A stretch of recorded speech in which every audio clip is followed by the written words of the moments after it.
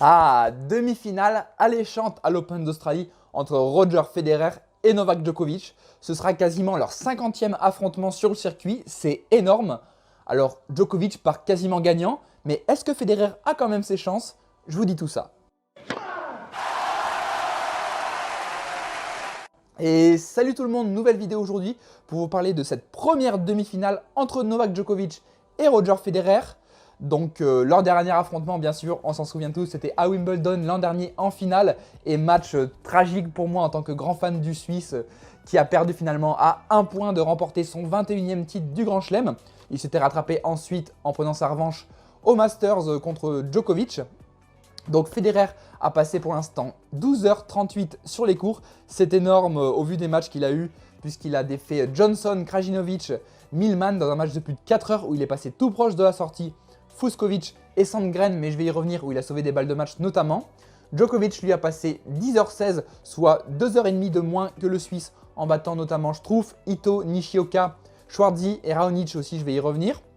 Sachant qu'il n'a perdu qu'un seul set, c'était au premier tour contre l'Allemand. Alors je vais revenir un petit peu sur leur quart de finale. Federer, tout d'abord, qui jouait l'Américain Sandgren, a vraiment eu beaucoup de mal pour sortir l'Américain. Il a sauvé 7 balles de match dans le 4e set, notamment 6 sur son service. On l'a vu tout proche de la sortie, notamment dans le tie-break du 4e set où il est mené 6-3 et où l'Américain a 3 balles de match d'affilée. Finalement, le Suisse s'en sort notamment en attendant la faute de l'Américain, en étant très concentré sur ses balles de match pour éviter lui-même de faire une faute directe. Après, dans le 5e set, l'Américain a un petit peu baissé mentalement, ce qui a permis à Roger de faire le break dès le début de la manche et après de pouvoir tenir jusqu'à la fin en rehaussant un petit peu son niveau de jeu. On a vu que globalement, il a été assez mauvais, voire parfois médiocre carrément sur ce match. Il a fait beaucoup de fautes, notamment sur son coup droit. Je vais vous afficher un petit peu les stats. Vous voyez que finalement, sur la totalité des statistiques du match, il a remporté moins de points que son adversaire, a fait moins de coups gagnants, plus de fautes directes, a converti moins de balles de break. Au final, il n'a que des statistiques en défaveur par rapport à l'Américain. Et pourtant, il s'en sort au mental. C'est quand même très costaud de sa part. Mais bon, il y aura une petite incertitude physique, c'est qu'au 3e set, il a demandé un temps mort médical pour se faire un petit peu soigner. Et après, il l'a avoué en conférence de presse, après aux interviews, qu'il a une petite gêne au niveau des adducteurs. Donc à voir si ça peut le gêner pour cette demi-finale. Il a dit qu'il passerait des examens, donc voir s'il y a vraiment une petite blessure ou c'était plus des sortes de précautions en vue de sa demi-finale. En tout cas sur ce match, il n'était pas très en jambes. Au niveau de son service aussi, on l'a vu, dès qu'il a été un petit peu blessé, il a commencé à baisser de qualité de service en baissant de près de 20 km/h sa première balle de service, en étant beaucoup moins agressif et en montant moins souvent à la volée. Donc on espère qu'il va régler ces petits problèmes, mais en tout cas ça augure rien de bon pour l'instant. Djokovic, lui, a eu quasiment aucun mal à se défaire de Raonic. Il mène maintenant 10-0 dans leurs affrontements puisque le Canadien n'a jamais remporté un seul match face aux Serbes. Le Canadien qui surtout surfait là sur beaucoup de matchs, il n'avait pas perdu un seul set depuis le début du tournoi. Et là, 3 petits sets ont suffi à Djoko pour le sortir. Djoko qui a vraiment été impeccable au retour, c'est ça qu'il faut marquer. Il s'est procuré 15 balles de break sur le service de Raonic, qui le Canadien lui s'en est procuré seulement 2 et en a converti du coup aucune. En tout cas, là aussi, je vais vous afficher les statistiques. Djokovic très performant, il peut s'appuyer sur une très bonne première balle depuis le début du tournoi, avec très peu de fautes directes. Il varie énormément son service qui permet quasiment à l'adversaire de ne pas savoir où le Serbe va taper la balle. En tout cas, très impressionnant le Serbe qui arrive en pleine confiance pour cette demi-finale. Surtout que maintenant que Nadal a été sorti par Thiem, vous aurez la preview demain sur la deuxième demi-finale. Et la porte est grande ouverte pour lui. Seul peut-être Thiem pourrait l'embêter d'ici la finale si l'Autrichien arrive à se défaire de Zverev. En tout cas, Djokovic a pour l'instant toutes les cartes en main pour se défaire de Federer. Donc pour les clés du match, ce sera à peu près la même chose que pour leurs précédents affrontements. À ceci près que la surface cette année de l'Open d'Australie a été ralentie, ce qui fait encore un argument en faveur de Djokovic. Federer, lui, devra maximiser son service en essayant de varier un maximum.